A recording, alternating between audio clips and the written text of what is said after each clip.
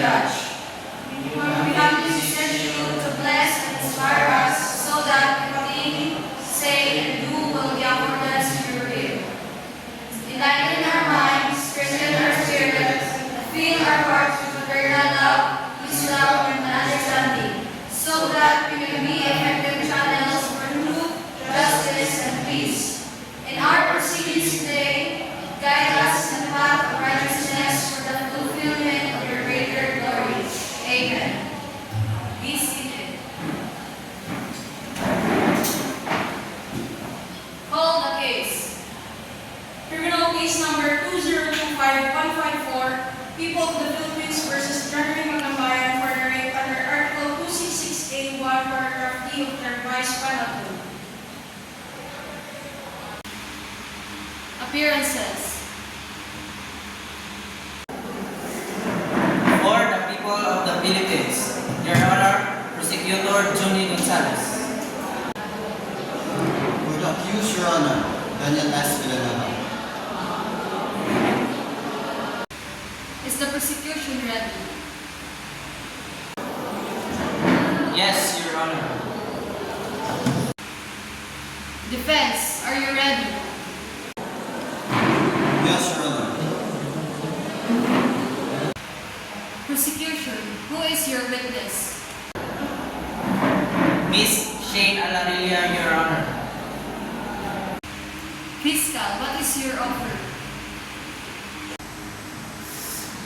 Your Honor, we respectfully offer the testimony of Miss Shane Alarilla and the following documentary evidence. Prosecution Exhibit A. A certified true copy of Miss Shane Alarilla's birth certificate to establish her identity and age. Prosecution Exhibit B. The sworn complaint affidavit executed by her legal guardian, Miss Teresita Alarilla, filed on her behalf pursuant to Rule 110, Section 5 of the Rules of Criminal Procedure. Prosecution Exhibit C. The blotter report filed by the guardian on the same day of the incident documenting her observations and initial report to the police authorities. Ms. Teresita Alarilla filed on her behalf pursuant to Rule 110, Section 5 of the Rules of Criminal Procedure. Prosecution Exhibit D. The medical legal certificate prepared by Dr. Abigail S. Cañete, indicating the presence of lacerations at the 3 o'clock and 9 o'clock positions of the vaginal wall, suggestive of forceful penetration. Prosecution Exhibit E. The forensic psychological evaluation report, also prepared by Dr. Cañete, diagnosing the victim with moderate intellectual disability with a full-scale IQ of 41. These are offered to prove that Ms. Alarilla is the private complainant and the victim in this case. That she lacks the capacity to give valid consent to sexual activity due to her intellectual condition. That she suffered physical trauma consistent with sexual assault. Defense, do you have any comment or objection? We respectfully reserve our comments and objection subject to cross-examination, Your Honor.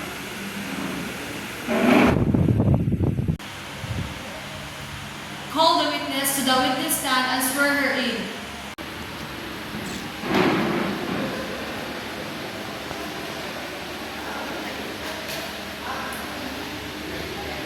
Please raise your right hand and repeat after me. I state your name. I, Shane Alarilla, Solemnly swear to tell the truth, solemnly swear to tell the truth, the whole truth, the whole truth, and nothing but the truth. and nothing but the truth. So help me God. So help me God. Please state your full name, age, and address for the record. My name is Shane Alarilla. I am 21 years old.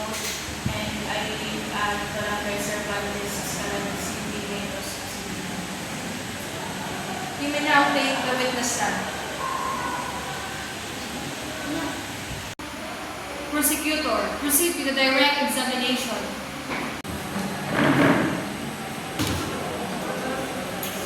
Thank you, Your Honor. So, good morning, Miss Shane. Are you comfortable today? Yes, sir. Do you know why you are here today? Yes. Do you personally know the man who hurt you? I don't know his name, but I remember his face. Do you see the person who hurt you inside the courtroom today? Yes. So, can you please point to him?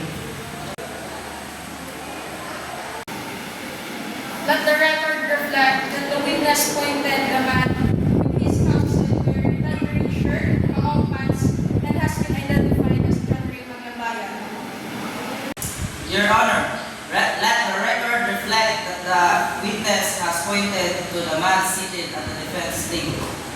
Objection, Your Honor. Just Steve. The accused is the only male at the defense table. Proceed. Miss Alarilia, can you tell the court what exactly happened on April 21, 2025 at around 7:45 a.m.? I was in my room and I had just finished taking a bath and I was drying myself. So, do you remember who came to your room that morning? Yes, it was the man who brings water in our house. So, do you see the man at the court today? Yes, that's him. Let the record reflect that the witness has identified the accused, John Ray Maglabayan. Miss Alarilia, do you know the name of this man? No, I don't know his name. We just call him Water Boy. But you recognize his face. Yes, I see him when he brings the big food bottles in our house. Did this waterman have your permission to come into your room that morning? No, What did he do when he came to your room? he pushed me into the bed and was on top of me. Can you show to the court with your hands where he was on top of you?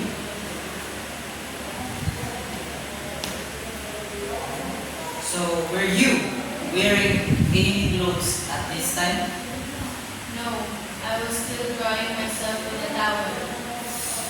What did you feel when this happened? I was scared. Then, what happened? My Aunt Teresita came into our room and shouted. The water boy was quickly got off me and ran away. Miss Alarilia, is the man you pointed to earlier the one we know as the water boy? The Yes, same man who was on top of you in your room that morning? yes, it's him. Your Honor, I have no further questions.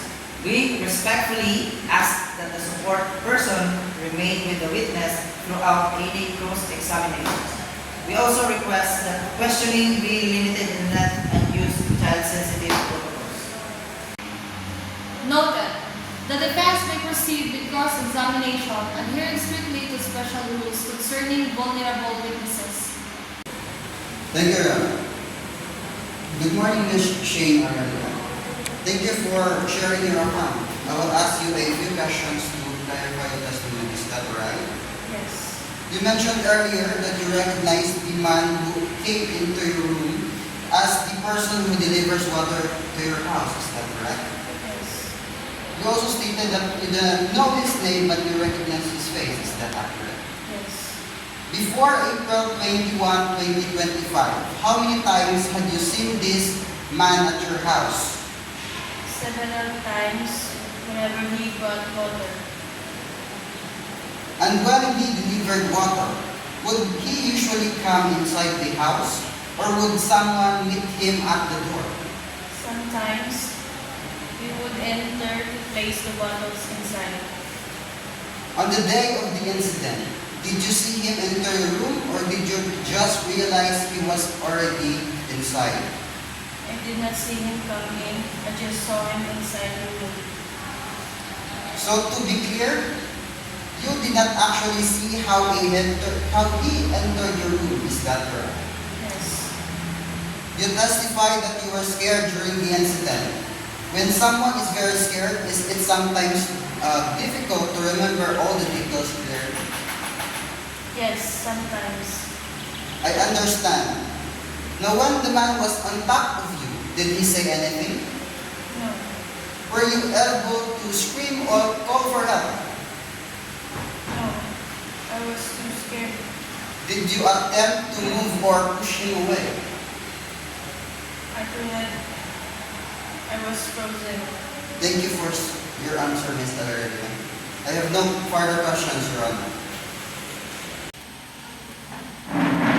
Your Honor, the prosecution respectfully offers the testimony of Ms. Teresita Alarilla, legal guardian and aunt of the private complainant for the following purposes: to establish her relationship with the private complainant, Ms. Shane Alarilla, and her legal capacity as guardian; to prove that the circumstances surrounding the incidents of April 21, 2025, particularly her first-hand observation of the accused in a compromising position atop the private complainant who was then naked and crying; to identify the accused in open court as the same person she saw at the scene and who fled upon her discovery; to support the credibility, spontaneity, and consistency of her actions, specifically the immediate filing of a police blotter report; to identify and authenticate Prosecution Exhibit C, which is the blotter report and she personally filed with the police on the same day. Accordingly, Your Honor, we respectfully move for the admission of her testimonial evidence for the purposes stated. Please raise your right hand and repeat after me. I state your name, I, Teresita Alarilla, solemnly swear to tell the truth, solemnly swear to tell the truth, the whole truth, the whole truth, and nothing but the truth. and nothing but the truth. So help me God. So help me God. Please state your full name, age, and address for the record. My name is Teresita Alarilla. I am 45 years old. I reside in Barangay Cervantes, Escalante City, Negros Occidental. You may now take the witness stand. Prosecutor, proceed with the direct examination. Miss Teresita Alarilla, so what is your relationship to Miss Shane Alarilla? I am her aunt and legal guardian. Where were you on the morning of April 20, 2025 at around 7:45 in the morning? I had gone out briefly to run errands, but returned shortly after I realizing that my wallet I have forgotten my wallet. So, approximately, how long were you gone? Around 15 minutes. So, what did you see when you returned to the house? I saw the room Shane's partly open. When I looked inside, I saw a man on top of her. She was naked and crying. Is that man present in the court today? Yes, that's him. And what did you do when you saw this? I screamed. The man quickly got off and ran out of the room. So, did you know this man before that date? Yes, he was the one who regularly delivered our water. So, I am showing you a document marked as Prosecution Exhibition C. Can you identify it? Yes, this is the blotter report I filed and that the police station the same thing. So, Your Honor, we offer Prosecution Exhibit C. into evidence to corroborate the witness testimony and document the initial report of the incident. Defense, any objection?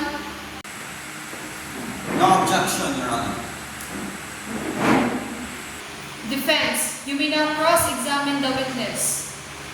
Good morning, Ms. Alareda. You stated that you saw the accused on top of Ms. Shane.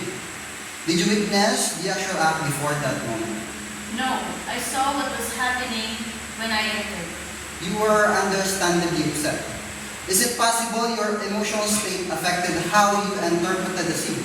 I was emotional, but I know what I saw. You said the accused regularly delivered weapon. Did he have a history of inappropriate behavior before this incident? No, but he never had a reason to enter the bedroom. Was the door to Shane's room locked when you left the house? I believe it was closed, but I'm not sure if it was locked. Thank you, Ms. Alareda. Before I conclude, just a few clarifications.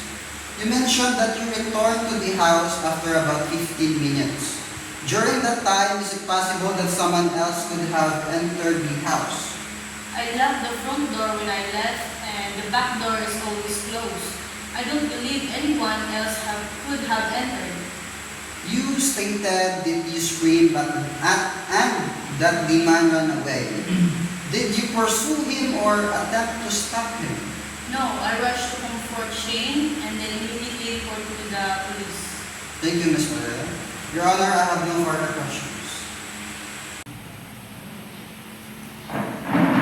Your Honor, at this point, the prosecution respectfully offers the testimony of Dr. Apple Buenavista, Medical Officer 3, to prove the following: that she is licensed physician and a qualified medical legal officer, that she conducted a physical examinations on the private complainant, Ms. Shane Alarilla, on April 22, 2025, that as a result of the said examinations, she found fresh lacerations on the vaginal wall at the 3 o'clock and 9 o'clock positions.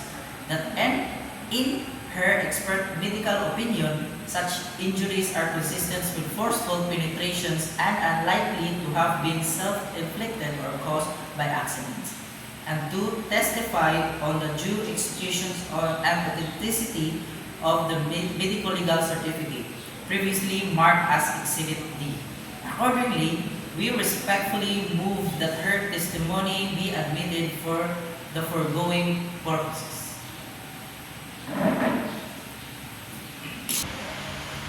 Call the witness to the witness stand and swear her in. Please raise your right hand and repeat after me. I state your name. I, Apple Buenavista, Solemnly swear to tell the truth, solemnly swear to tell the truth, the whole truth, the whole truth, and nothing but the truth. and nothing but the truth. So help me God. So help me God. Please state your full name, age, and address for the record. I am Dr. Apple Buenavista, Medical Officer 3, currently affiliated with Sun Medical Facility, residing in Escalante City. You may now take the witness stand.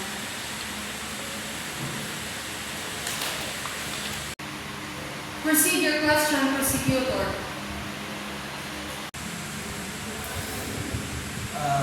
Good day, Dr. Buenavista. So please briefly state your educational background and medical qualifications. I am a licensed physician in the Philippines. I earned my Doctor of Medicine degree from State University and passed the physician licensure examination and have been practicing medicine for 7 years. I specialize in forensic and medical legal examinations. So, were you requested to conduct a medical legal examinations of Ms. Shane Alarilla? Yes, it was on April 22, 2025. At what time did the examination take place and when? The examination was conducted at around 9 a.m. at Escalante City. I am showing you document previously marked as Prosecution Exhibit D. So can you identify these documents?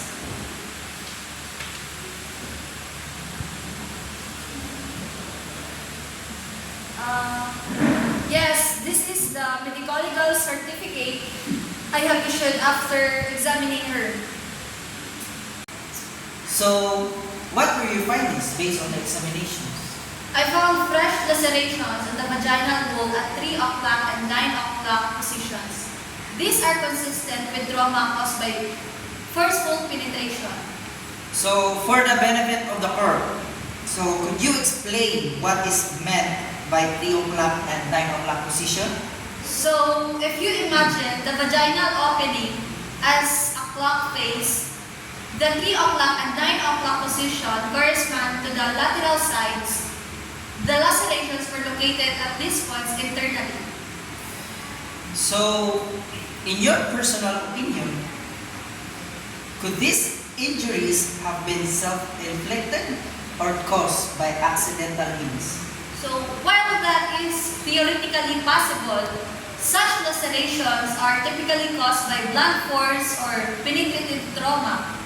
Given the pattern and location, they are strongly indicative of forced sexual contact. Thank you, Doctor. So, no further questions, Your Honor. Defense, your cross-examination. Good morning, Dr. Villavista. You stated earlier that the lacerations were located at the 3 o'clock and 9 o'clock position of the vaginal wall. Are those locations typical for injuries caused by penetration? Yes, they are commonly observed locations in cases involving forceful penetration. Doctor, is it possible that such injuries could have been caused by other means? For instance, by falling onto a hard object. While possible, that scenario is highly unlikely, especially given the specific nature and symmetry on the lacerations. You examined the victim one day after the alleged incident occurred, is that correct? Yes. Based on your examination, are you able to determine the exact time the lacerations occurred? No. I can only estimate the age of the injuries based on healing, but I cannot determine the precise moment they occurred. Thank you, Doctor. No further questions, Your Honor. Witness may step down. Your Honor, the prosecution respectfully offers the testimony of Dr. Rain Jimenez in his capacity as an expert witness in psychology for the following purposes: to establish his qualifications as a licensed psychologist with expertise in forensic psychological assessments, to prove that upon the request of the Department of Social Welfare and Development and this honorable court, he conducted a forensic psychological evaluations of the private complainant, Ms. Shane Alarilia, to present his expert findings, particularly that Ms. Alarilia has a full-scale IQ of 41, consistent with moderate intellectual disability as measured by the Wechsler Adult Intelligence Scale 4th edition, to show that Ms. Alarilia exhibit psychological symptoms indicative of trauma, consistent with her disclosure of sexual abuse, to express expert opinion that due to her intellectual disability, Ms. Alarilia lacked the capacity to give informed consent to sexual activity at the time of the incident, to support the complainant's competence to testify and necessity for appropriate accommodations to ensure effective communications and participations in these proceedings, to identify and authenticate prosecution exhibit E, the forensic psychological evaluation report he prepared in connection with her assessment. Accordingly, Your Honor, the prosecution respectfully moves for the admission of Dr. Jimenez's testimony as expert evidence for the foregoing purposes. Raise your right hand and repeat after me. I state your name, I, Dr. Ray Jimenez, solemnly swear to tell the truth, solemnly swear to tell the truth, the whole truth, the whole truth, and nothing but the truth. and nothing but the truth. So help me God. So help me God. Please state your full name, age, and address for the record. My name is Dr. Ray Jimenez, and I am 43 years old and residing in Escalante City. You may now take the witness stand. Prosecutor, proceed with the direct examination. So, Dr. Jimenez, aside from your medical duties, are you also qualified in the field of psychology? Yes, attorney. I am licensed psychologist in the Philippines. I hold PhD in clinical psychology, and I am registered with the Professional Regulation Commission. So, how long have you been practicing in the field of forensic or clinical psychology? I have been practicing over 15 years conducting psychological evaluation. So, were you requested to conduct a psychological evaluation of Miss Shane Alario? Yes, I was asked by the DSWD in the court to perform a forensic psychological evaluation of Miss Alario. So, I am showing you a document previously marked as Prosecution Exhibit E. Can you identify it? Yes, this is the forensic psychological evaluation report I prepared based on my assessment on Shane Alario. What were your key findings? Using the Wechsler Adult Intelligence Scale 4th edition, Miss Alario scored a full-scale IQ of 41, which falls under the moderate intellectual disability. She also exhibits symptoms of trauma consistent with sexual abuse. In your expert opinion, is Miss Alaria capable of giving informed consent to sexual activity? No, attorney.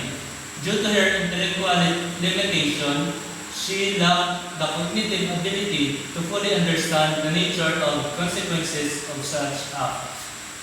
Did your evaluation reveal any psychological trauma?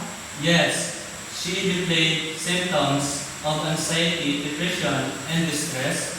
She also showed significant emotional reaction when recounting the incident.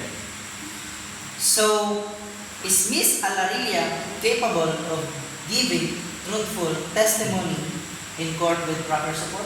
Yes, with the support measures such as simplified questioning and the support of person, she can provide reliable testimony. So, I have no further questions, Your Honor.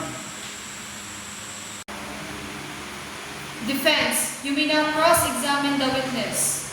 Open-ended question during assessment.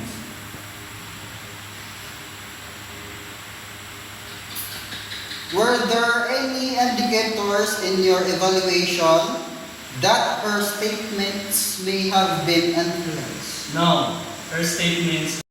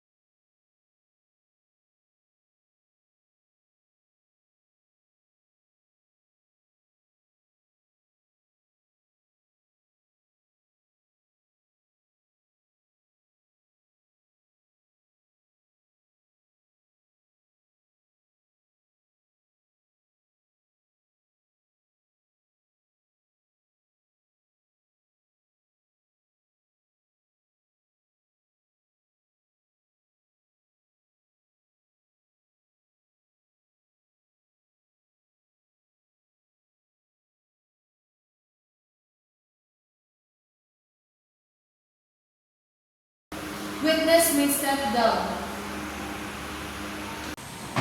Your Honor, the defense respectfully offers the testimonial evidence of the accused, Ms. Jan Raymond Nagbayan, for the following purposes: to establish his identity, occupation, and routine duties as a delivery personnel of purified water, including his regular delivery to the household of the private complainant, to provide his version of events on April 21, 2025. Specifically, he delivered water at around 7:30 a.m., did not see anyone at the residence and left the jugs near the kitchen without entering any bedrooms.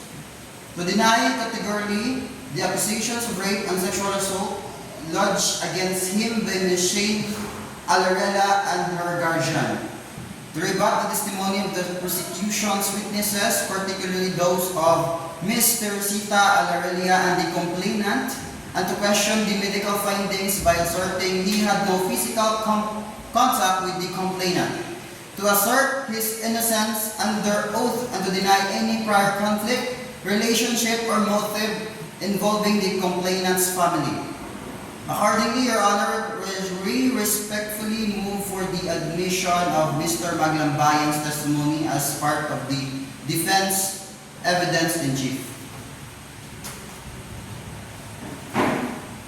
The defense calls the accused, John Ray Maglambayan, to the stand.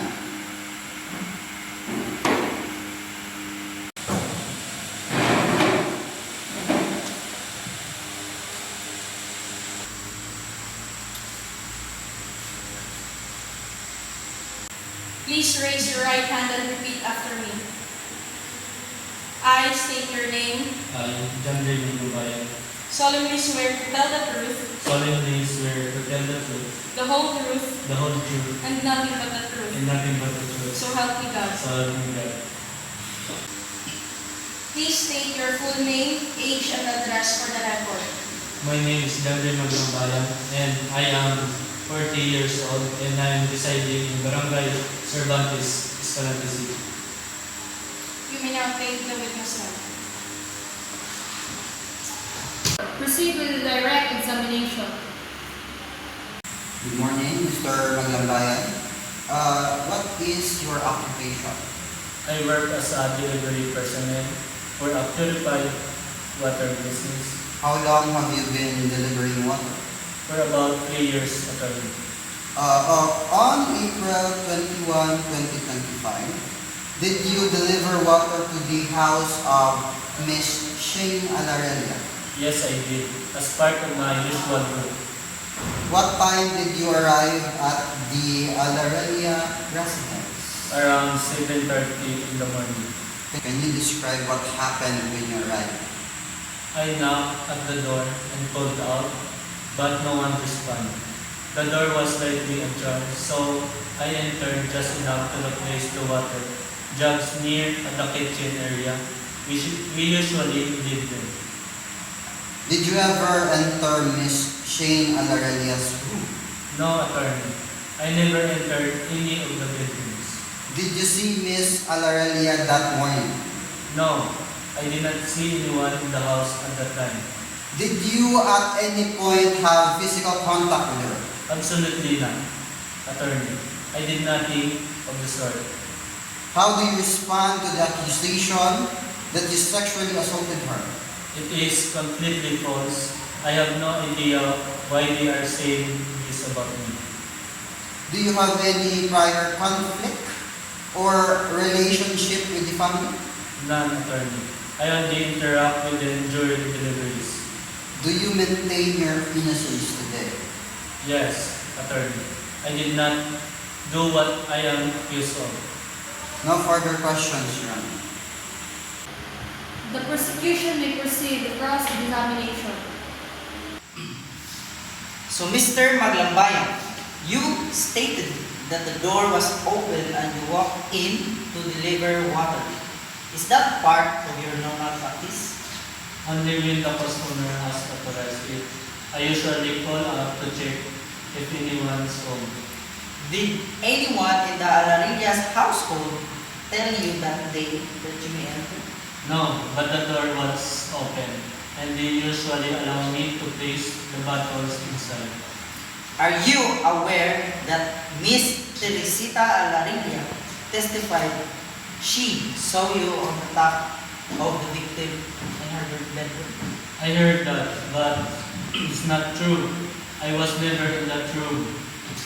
Are you also saying that the medical report showing injuries consistent with sexual assault is incorrect? I don't know how to those injuries happen, but I have no part in it. And the victim herself identify you in open court. What do you say to that? I believe she may be mistaken or misled. I did not do anything to her. You expect this court to believe that the three separate witnesses and the medical report are all incorrect? I am telling the truth, attorney. No further questions, Your Honor. Before the court renders judgment, the parties may now deliver their closing argument. Prosecution, you may proceed.